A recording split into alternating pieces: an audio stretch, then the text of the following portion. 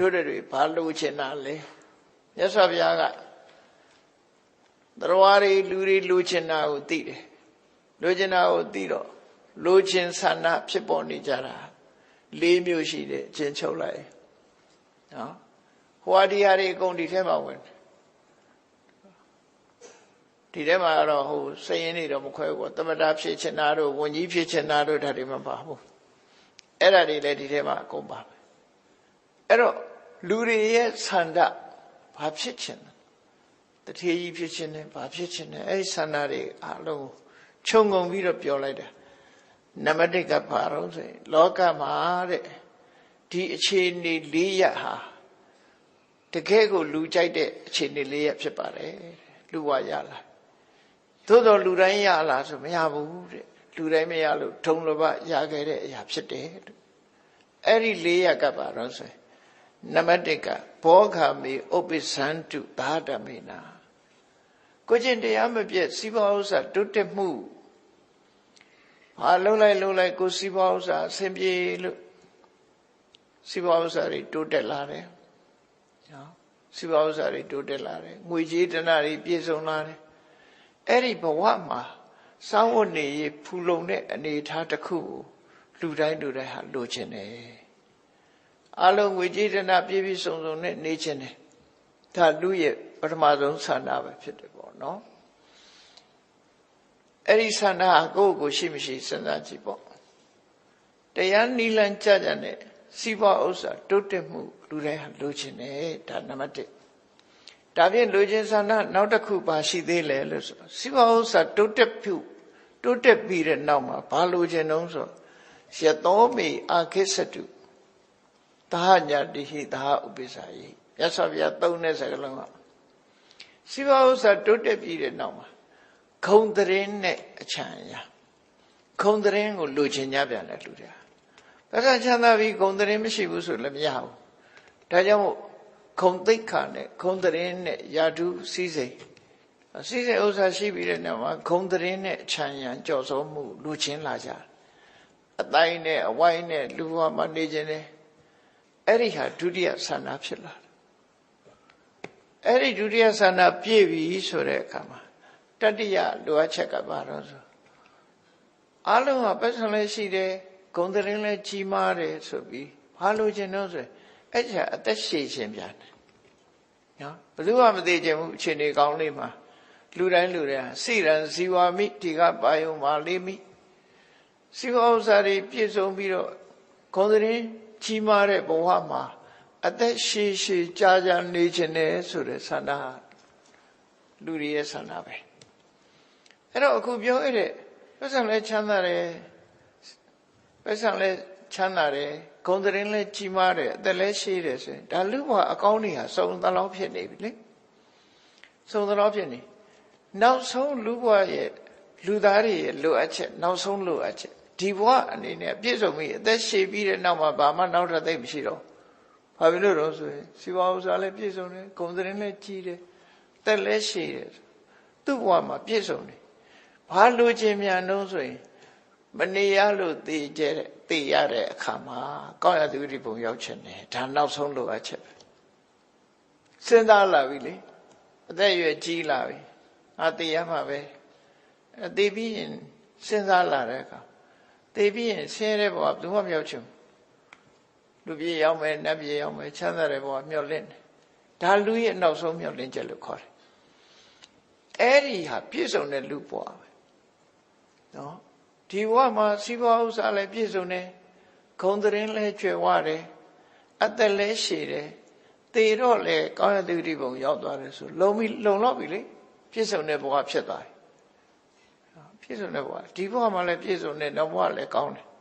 နှစ်ခုစလုံးကောင်းသွားတာအဲ့ဒီ၄ချက်ဟာလူတွေအတွက်လိုအပ်တဲ့ပြည့်စုံတဲ့ဘဝတစ်ခုပဲဖြစ်တယ်ပေါ့အဲ့ဒီဒါဖြင့်ဒီလိုပြည့်စုံတဲ့ဘဝကိုရဖို့ဘာလုပ်ရမလဲပြည့်စုံတဲ့ဘဝရချင်တယ်ပြည့်စုံတဲ့ဘဝရချင်တယ်စီဝါဥစ္စာတိုးတက်ချင်တယ်ဂုဏ်သတင်းကြီးမားချင်တယ်အသက်ရှည်ချင်တယ်တည်တဲ့အခါလဲကောင်းရသူတိဘုံရောက်ချင်တယ်ဆိုလို့ရှိရင် နောက်ထပ်လိုအပ်ချက်အကြောင်းတရား၄ပါးရှိတယ်တဲ့မြတ်စွာဘုရားဆက်လုပ်ရမယ်အကြောင်းတရား၄ပါးအဲ့ဒီအကြောင်းတရား၄ပါးကတခြားမဟုတ်ဘူးသီလတမ္ပရာကိုကျင့်တရားနဲ့ပြည့်စုံတတ္ထာတမ္ပရာနော်ဒီတရား၄ခုဟာအခုပြောရတဲ့အခြေအနေတွေကိုဖြစ်ပေါ်စေနိုင်တယ်ခုပြောရတဲ့အခြေအနေတွေကိုဖြစ်ပေါ်စေနိုင်တာနံပါတ်1ကတတ္ထာတမ္ပရာယုံကြည်ချက်နဲ့ပြည့်စုံရမယ်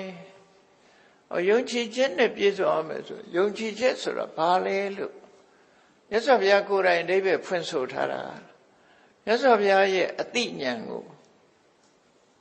ယုံကြည်ရမယ်လက်ခံရမယ်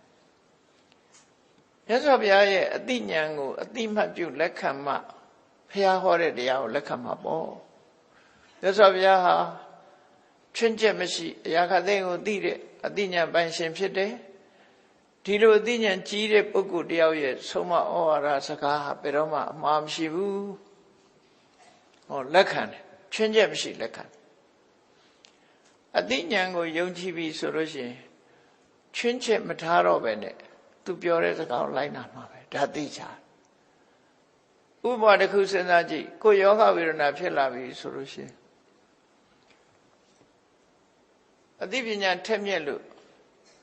ဆေးကုသမှုကျွမ်းကျင်တဲ့ဆရာဝန်သမားတော်ကြီးတွေရှိတယ်ဆိုကိုသိတာမဟုတ်ဘူးကိုမယောဂဖြစ်နေတာသိတယ်ဘာနဲ့ကုရင်ပျောက်တယ်ဆိုတော့ယုံကြည်ပြီးတော့သမားတော်ကိုဝါကွက်အပ်လိုက်တာဘာကြောင့်ဆရာဝန်ကိုပုံအပ်နိုင်တယ်လဲဆိုရင်သူ့အသိဉာဏ်ကိုယုံကြည်လို့ပဲဒီလိုဆိုလို့တယ်ပေါ့နော်အဲ့တော့မြတ်စွာဘုရားဆုံးမတဲ့အတိုင်းလိုက်နာပဲလုံးဝလက်ခံလိုက်နာမယ်ဆိုတာရှိဖို့အတွက်မြတ်စွာဘုရားရဲ့ဉာဏ်ကိုယုံကြည်ဖို့လိုတယ်ဟုတ်ပြီမြတ်စွာဘုရားကဒီဉာဏ်နဲ့ဘာကိုဆုံးမတယ်လဲဘုရားဆုံးမပုံလေးကိုကြည့်ဥဘောပုံညင်စပပင်စ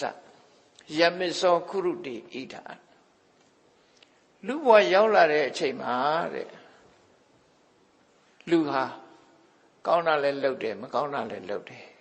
ကုသိုလ်လည်းလုပ်တယ်အကုသိုလ်လည်းလုပ်တယ်ဟောဒါသိချာကံတရားတွေဖြစ်နေတယ်တင်ညိတတတကံဟောတိတင်္စအာရယခစ္စတိအဲ့ဒီကောင်းမကောင်းလုပ်ရကုသိုလ်နဲ့အကုသိုလ်ဒီနှမျိုးဟာသူ့ရဲ့ကိုယ်ပိုင်သူ့တဏ္ဍမှာကိန်းအောင်သွားလို့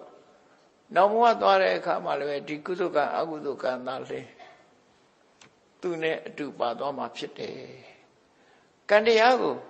ကိုဒီဘဝမှာကိုယ့်ရင်ထဲမှာဖြစ်ပေါ်လာခဲ့တဲ့စေရနာတွေ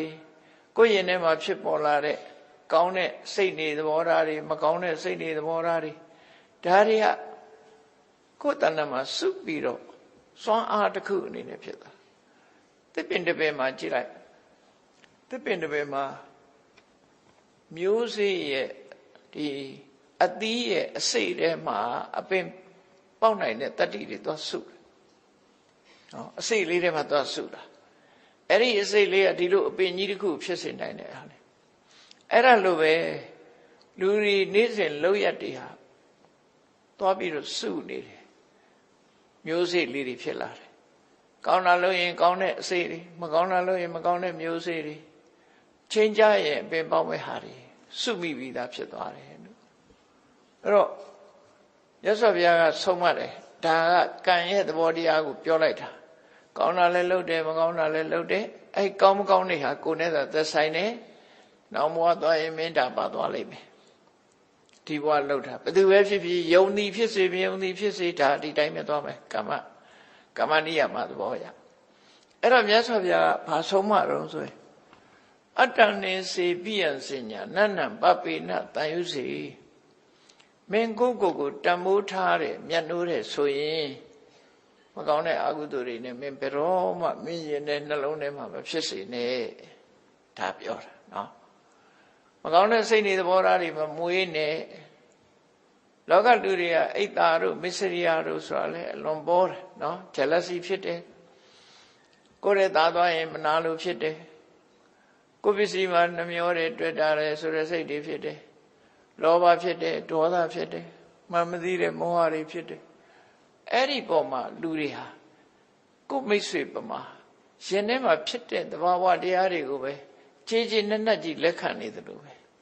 လောဘဖြစ်ရင်လည်းလက်ခံတာပဲဒေါသဖြစ်ရင်လည်းလက်ခံလိုက်တာပဲနော်လက်ခံတယ်လေချော့ခုံတောင်ယူသေးတယ်ငါလာမပြောနဲ့ငါစိတ်တူတတ်တယ်ဆို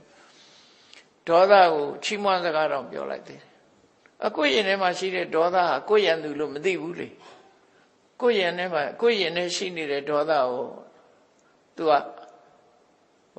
ခုံတောင်ယူနေသေးတယ်ဒေါသလည်းရန်သူပဲလောဘလည်းရန်သူ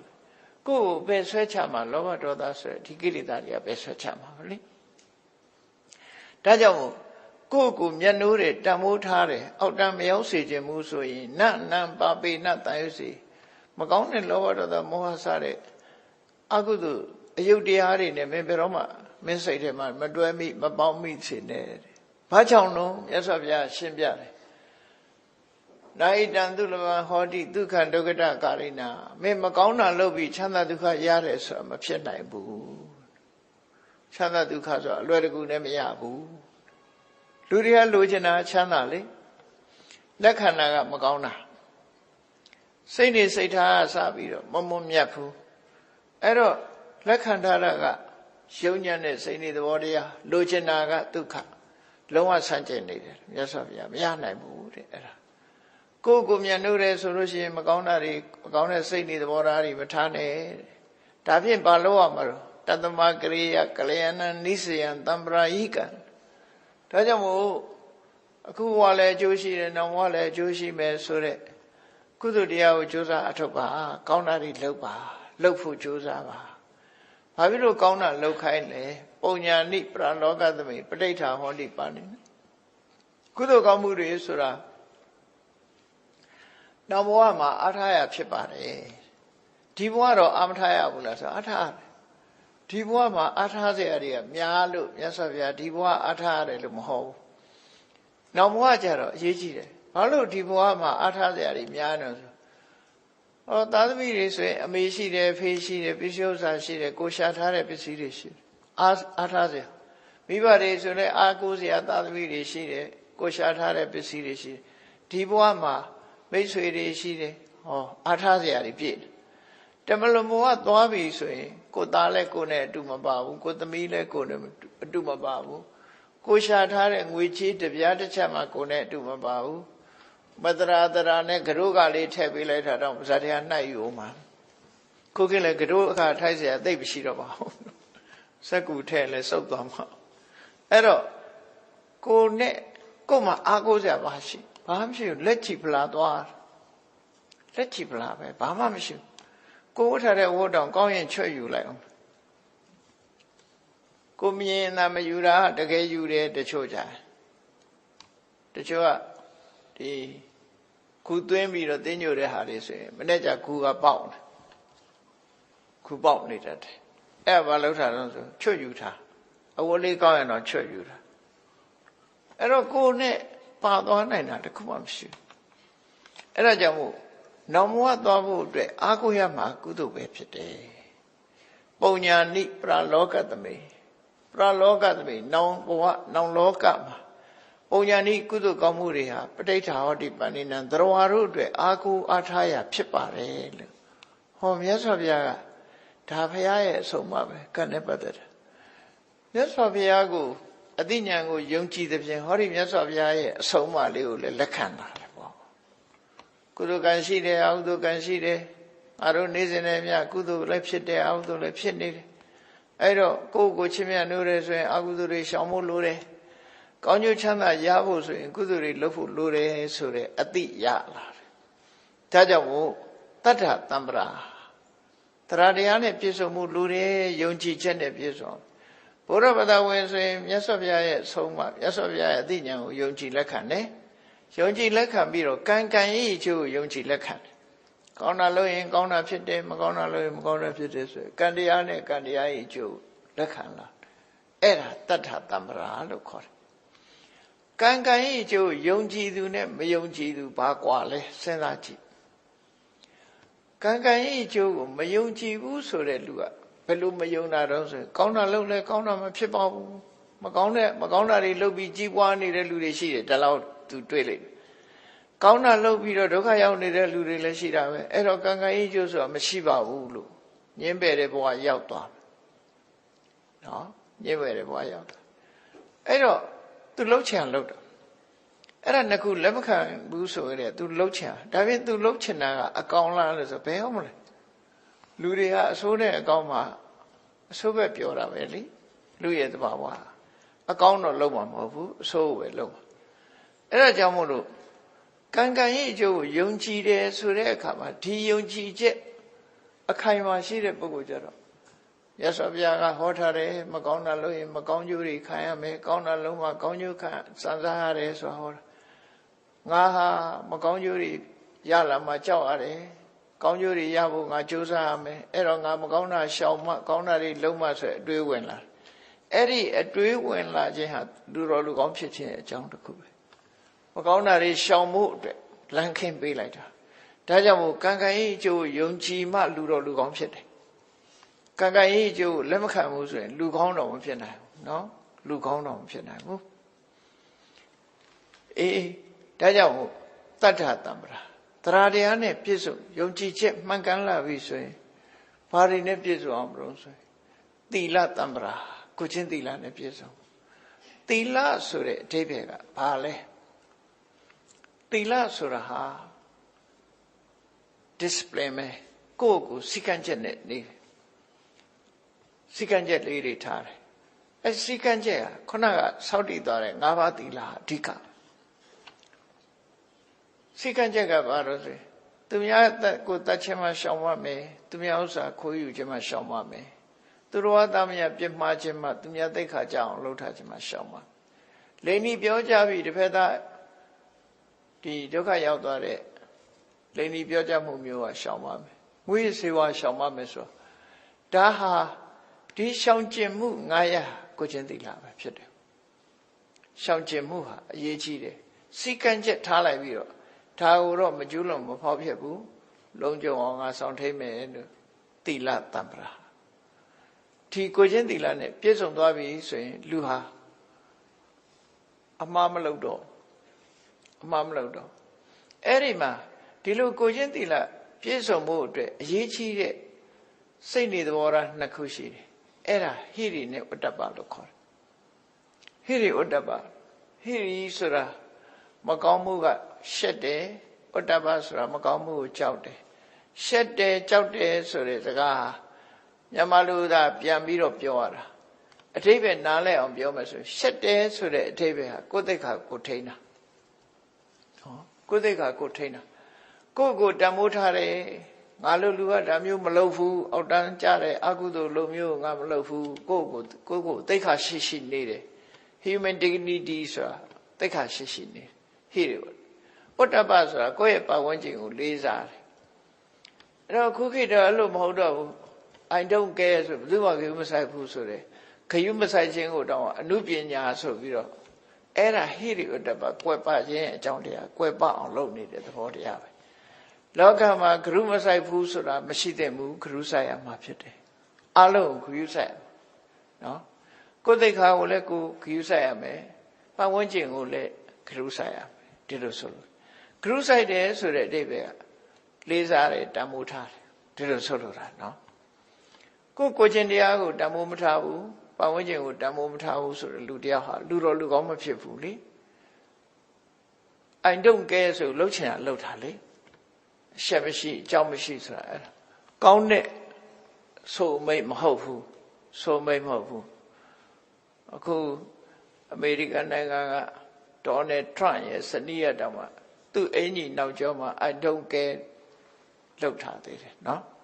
အဲ့ဒါမကောင်းတဲ့အယူဆတွေဘယ်တော့မြန်မာပြည်ရောက်လာမလဲမသိဘူးနောက်ကျောမှာ I don't care အမှန်ကတော့တကယ်ကလေးစားရမှာနော်ကိုလည်းလေးစားရမယ်ကိုမိဘဆွေမျိုးကိုပတ်ဝန်းကျင်ကိုလည်းလေးစားလေးထားဘယ်သူမှမလေးစားဘူးဆိုရင်လူမိုက်ဖက်လေဘယ်သူမှအရေးမထားဘူးဆိုရင်လူမိုက်ဖြစ်မှာပေါ့အဲ့တော့ဒါတွေကဂရုစိုက်ရမယ်အချက်တွေပဲကိုချင်းသီလဆိုတာဟိရိဥတ္တပရှိမှပြည့်စုံတာဖြစ်တယ်ပေါ့ဘယ်သူတွေမလေးစားခြင်းနဲ့ငါတို့တော့ကိုတန်ဖိုးထားမယ်ကိုယ့်ရဲ့ပတ်ဝန်းကျင်ကိုတန်ဖိုးထားမယ်ကိုချင်းသီလနဲ့ပြည့်စုံအောင်နေမယ်ဆိုတာမှ ဖျားအဆုံးမှလည်းမှန်ကန်တယ်လို့ဒီလိုမှတ်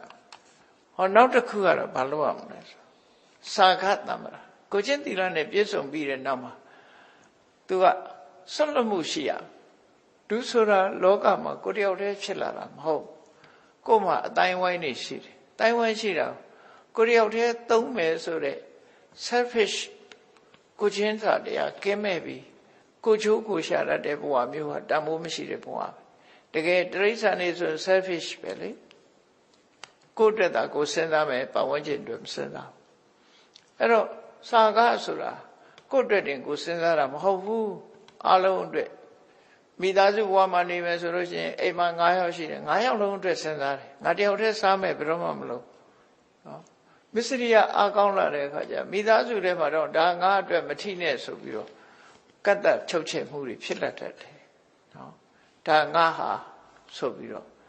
အဲ့ဒါမစ္စရိယလို့ခေါ်တယ်မစ္စရိယရဲ့နောက်ွယ်မှာဒေါသပါစဉ်းစားကြည့်လေတိရစ္ဆာန်ရုံတွေကကြားကြီးတွေချင်းသေးကြီးတွေဒီအစာကျွေးတဲ့ချိန်သွားကြည့်လို့အစာကျွေးတဲ့လူကအသားတုံးကိုပြစ်ထည့်လိုက်လို့ရှိရင်ပါးစပ်ထဲမှာကိုက်ပြီးတော့ရှောက်မှန်ဖီးနေတာအဲ့ဒါဘာလို့တောင်ဒေါသဖြစ်နေတာကိုယ်ပါးစပ်ထဲရောက်တဲ့အစာကိုကိုယ့်အကိုအေးဆေးဆေးစားပါလားမဟုတ်ဘူးသူက protect လုပ်တာငါဟာလာမထိနဲ့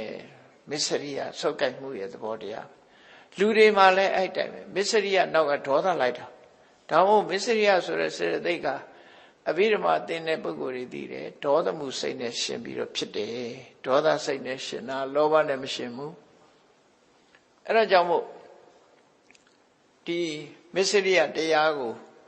တိုက်ရိုက်ဖယ်ရှားနိုင်တာကတော့ခုနစာခလို့ခေါ်တဲ့ရဲရောနော်အလုံးအတွက်ဆိုပြီးတော့စိတ်ကိုထားနိုင်ရမယ်ရဲရောရမယ် generosity ဆိုရရဲရောမှုရှိရမယ်ဒါနကောင်းမှုပြုတယ်ဆိုတဲ့ပုဂ္ဂိုလ်တွေဟာရဲရောမှုရှိတယ်ဒါနလှူမှရဲရောမှုရှိတာမဟုတ်ဘူးကိုယ်ပစ္စည်းသူများကိုပေးနိုင်တဲ့ပုဂ္ဂိုလ်ဖြစ်ရမယ်စာထဲမှာဘယ်လိုထိအောင်ဆိုတော့ဆိုပယတပါဏိဘယ်သူကတောင်းပယတပါဏိဆိုပယတဆိုတာစင်ကြယ်သောပါဠိလက်ရှိတယ်ဆိုတာလက်ဟာညစ်ပေနေရင်တခုပေးဖို့မဖြစ်ဘူး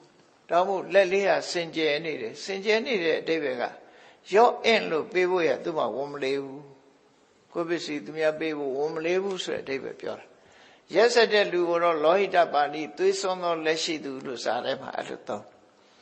ဒါကပယတပါဠိဆေးကြောပြီးသောလက်ရှိသူဆိုတာအလှတန်းရဲ့ရောသူကိုပြောတာနော်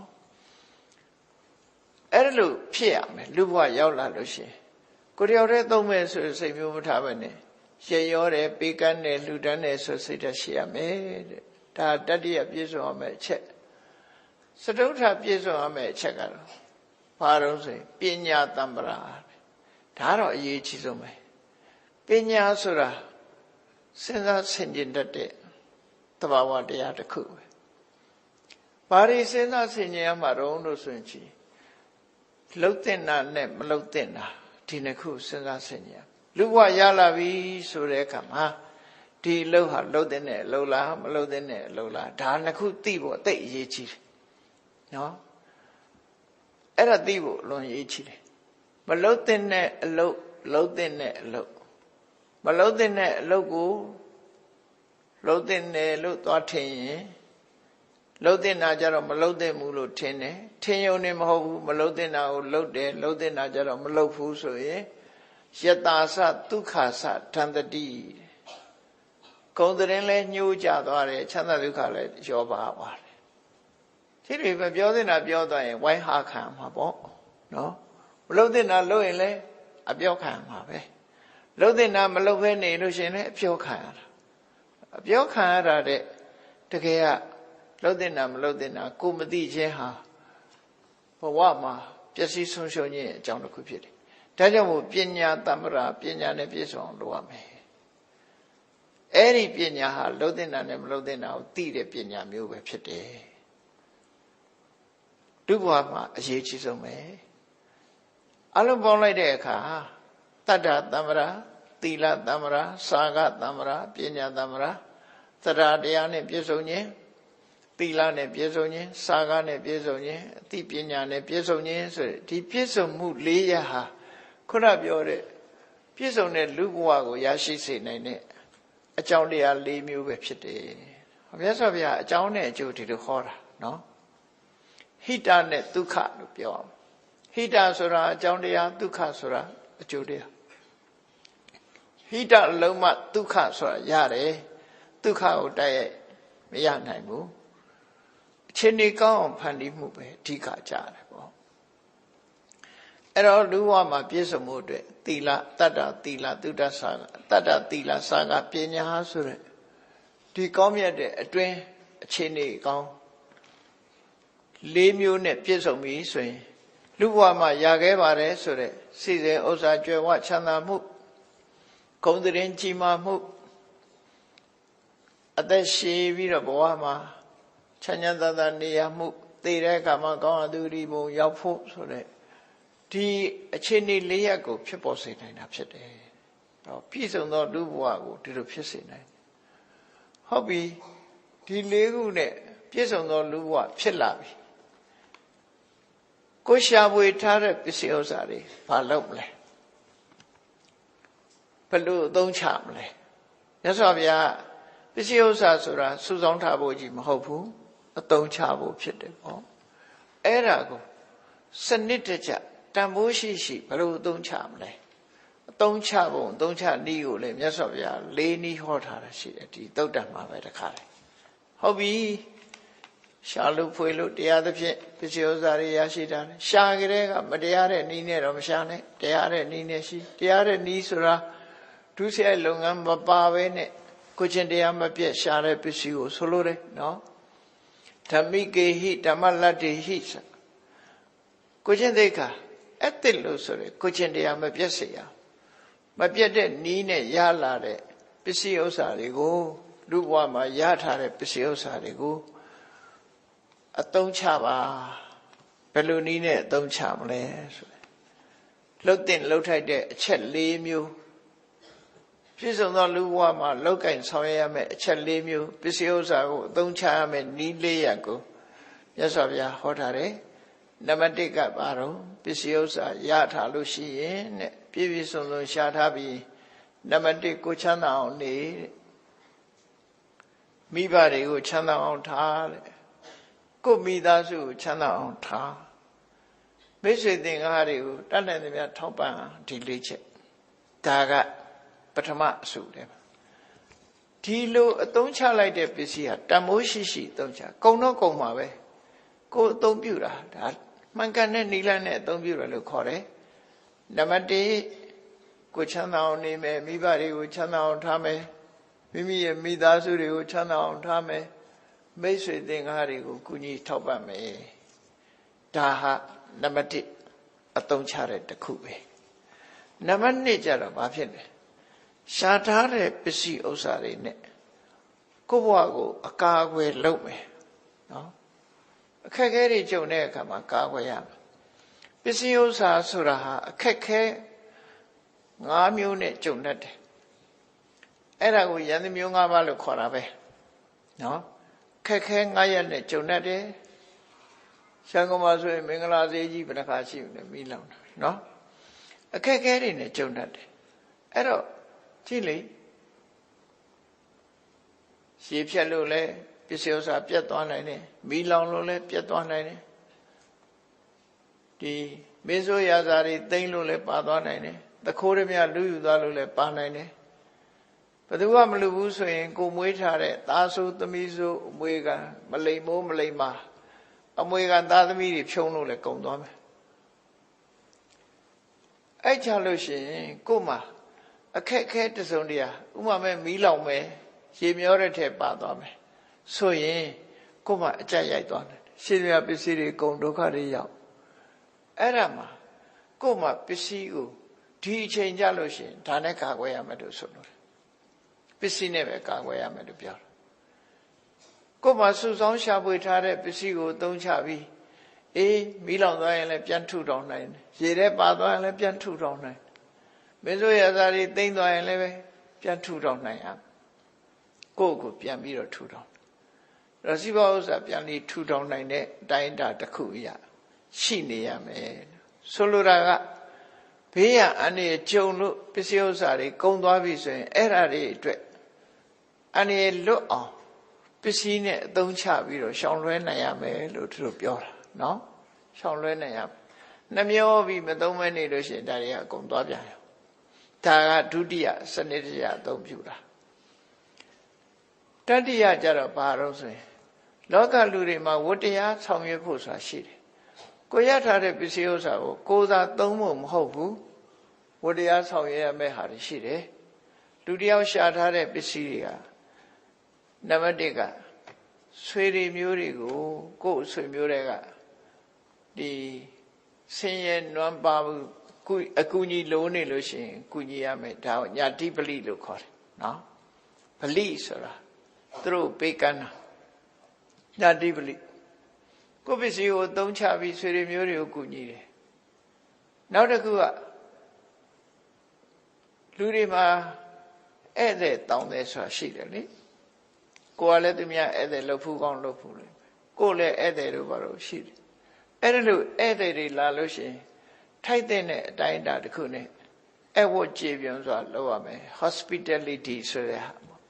ဗမာတွေကတော့အဝတ်ကြေတဲ့နေရာမှာတော့ထိတ်တန်းမှရှိပါတယ်အဝတ်ကြေကြအဲ့ဒီလိုအဝတ်ကိုလည်းပြုရမယ်ဒါလည်းကိုပစ္စည်းကုံသွားလဲမှန်ကန်တဲ့နိလန်းနဲ့အသုံးချတယ်လို့ခေါ်တယ်အသုံးချတဲ့ကိစ္စလို့ဆိုလို့တယ်ပေါ့နော်နောက်တစ်ခုကဘာလို့ဆိုရင်ကိုမိဘဆွေမျိုးသားချင်းတွေကိုဆွေမျိုးတွေထဲမှာတမလွန်ဘဝပြောင်းသွားတဲ့ပုဂ္ဂိုလ်တွေရှိတယ်အဲ့ဒီတမလွန်ဘဝပြောင်းသွားလို့ဘဝတစ်ပါးရောက်သွားတဲ့ဆွေတွေမျိုးတွေအတွက်လည်းမေ့မထားရဘူးတဲ့အခါလျော်စွာကုသိုလ်ကောင်းမှုလုပ်ပြီးသူတို့ကိုမြတ်တမ်းပေးဝေပေးရမယ်အဲ့ဒါကိုပုပ္ပပေတပလိလို့ခေါ်တယ်ဒါလည်းလှုပ်တဲ့လှုပ်ထိုက်တဲ့ဟာတစ်ခုလို့သူဆိုတယ်နော်နောက်တစ်ခုကတော့ဘယ်တိုင်းပြည်ပဲဖြစ်ဖြစ်အခွန်ပဏာဆိုပေးရတယ်အခွန်ပေးရခွန်ကောက်တယ်ဆိုတာရှိတယ်အဲ့ဒီအခွန်ပေးရတာကိုရာဇပလိလို့ခေါ်တယ်နော်ရာဇပလိအခွန်မရှောင်တိန်ရဘူးအခွန်ကိုပေးသိပေးလိုက်တာပေးရမယ်ဒီအခွန်ပေးတဲ့စနစ်ဟာလူထုတွေကကိုယ့်ဘက်ကိုတီထွန်းလာခဲ့တဲ့ကိစ္စတစ်ခုပဲအဲ့တော့အခွန်ပေးရမယ်အခွန်ပေးတာဟာလည်းပဲကိုယ့်ပစ္စည်းကိုပေးတာပဲမယ်လို့ဒါစနစ်တကျပေးတဲ့အသုံးပြုတဲ့တာကိုအသုံးပြုတယ်လို့ပဲတွက်ပါတယ်မြတ်စွာဘုရားနောက်တစ်ခုကတော့ဒေဝတာပလိလို့ခေါ်တယ်မျိုးရိုးကနေပြီးတော့ပူဇော်လာတဲ့နတ်တွေကိုမေ့မထားပဲနဲ့သူတို့ကိုဒေဝတာပလိလို့ခေါ်တယ်ပူဇော်မှုကိုပေးတယ်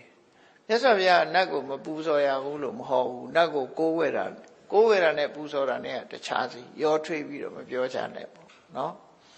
ရောထွေးနေကိုးဝဲတယ်ဆိုတာနတ်ခိုင်းတာအကုန်လုံးမယ်ကျန်တာနတ်ကအကုသိုလ်လုပ်ဆိုလဲလုပ်မယ်နတ်ရဲ့ကိုးဝဲတာဆိုတာဒေဝတံတရဏံခိစ္ဆာမိမှာနတ်ကိုးဝဲတာဖြစ်တာနတ်တွေကိုပလိနသပေးတာတို့ဒီအုံဆွဲတာတို့ငပြောပွဲလှုပ်တာတို့သူတို့ကိုပူဇော်တာဆိုတာကိုယ်အိမ်လာတဲ့လူတောင်ကြွေးရမွေးရသေးတာပဲလေချွေးမွေးတာအဲ့တော့သူတို့ကိုမိတ်ဆွေမပြတ်ဆက်ဆံတဲ့သဘောပဲအကောင်းဆုံးဒေဝတာပလိကတော့ကုသိုလ်ကောင်းမှုလုပ်ပြီးသူတို့အမြတ်တမ်းပေးဝေတာတော့အကောင်းဆုံးပဲသူတို့ရမှာပေါ့ငပြောသည်ဆွဲအုံးသည်ဆွဲလို့လေသူတို့စားမှာမဟုတ်တာရှိဘူးနော်အဲ့တော့အကောင်းဆုံးကတော့ဟိုအရက်တွေပါတွေဆက်တဲ့နတ်တော့မကိုးပါချင်မဆွဲနဲ့ပေါ့အရက်တွေပါတွေကြတော့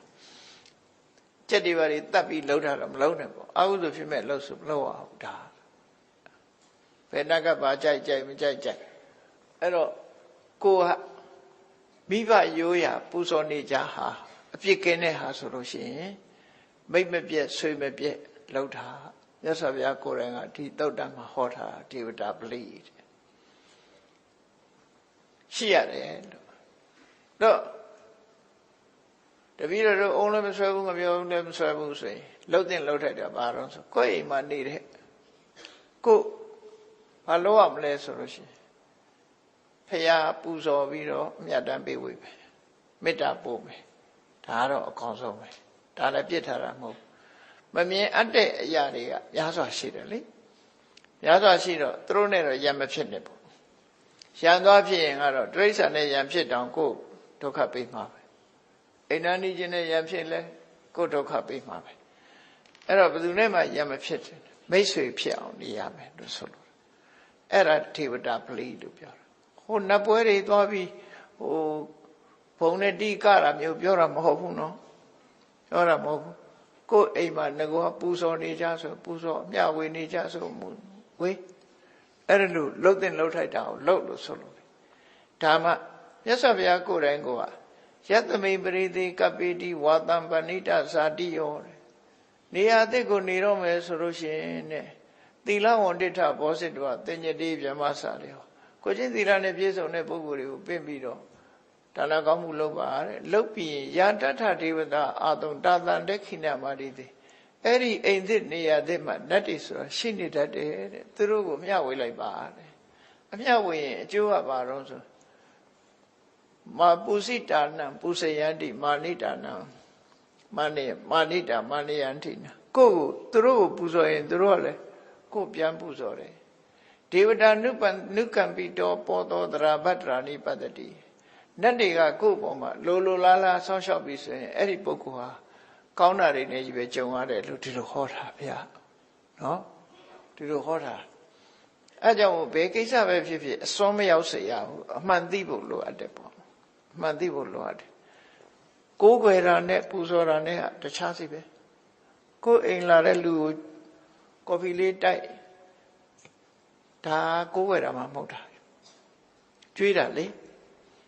အဲ့တော့ကိုးကွယ်တာမဟုတ်ကိုးကွယ်တာဒါမျိုးပြောတာမဟုတ်ဘူးဆရာတင်ပြီးတော့သူခိုင်းတာတွေအကုန်လုံးထားအဲ့ဒါမှကိုးကွယ်တာအဲ့ဒါကြတော့ကိုးကွယ်တယ်လို့ခေါ်တယ်အဲ့တော့မြတ်စွာဘုရားကပလိ 5 မျိုးကိုပစ္စည်းကိုအသုံးချပြီးတော့ဆောင်ရွက်ပါတဲ့နောက်နံပါတ် 4ကျတော့ဘာလို့ဆိုရင်ကုသိုလ်ကောင်းမှုလုပ်ပါနံပါတ် 4အဲ့တော့ချုပ်လိုက်မယ်ဆိုလို့ရှိရင်နံပါတ် 1ကကိုယ်တိုင်ကိုမိသားစုကိုမိဘပတ်ဝန်းကျင်ချမ်းသာအောင်နေဖို့နံပါတ်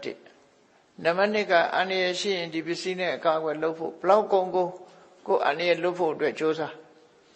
နံပါတ် 3ကပေးသင့်ပေးလိုက်တဲ့ဒီပလိတွေပူဇော်ပွဲတွေအခွန်ဆက်တာအစအခွန်ပေးတာအစပြီးဒါတွေကိုလှုပ်ထိုက်တာလှုပ်နံပါတ် 4ကျတော့ဒါနကောင်းမှုလုပ်လို့အဲ့ဒီလိုပစ္စည်းဥစ္စာကိုဒီ 4 မျိုးနီလန်း 4 တွေဖြင့်အသုံးချလိုက်လို့ရှိရင်ဒီပစ္စည်းကကုန်မှာပဲအဲ့ဒီကုန်သွားခြင်းဟာတဲ့တကယ်ကိုသင်္နေရောလျောက်ပတ်ကောင်းမြတ်တဲ့နည်းနဲ့ကုန်သွားခြင်းမှုဖြစ်လို့အင်မတန်မှကျေနပ်စရာကောင်းတယ်ပြည့်စုံတဲ့လူဘဝဟာဒါရရှိသွားပြီလို့ဆိုလို့တယ်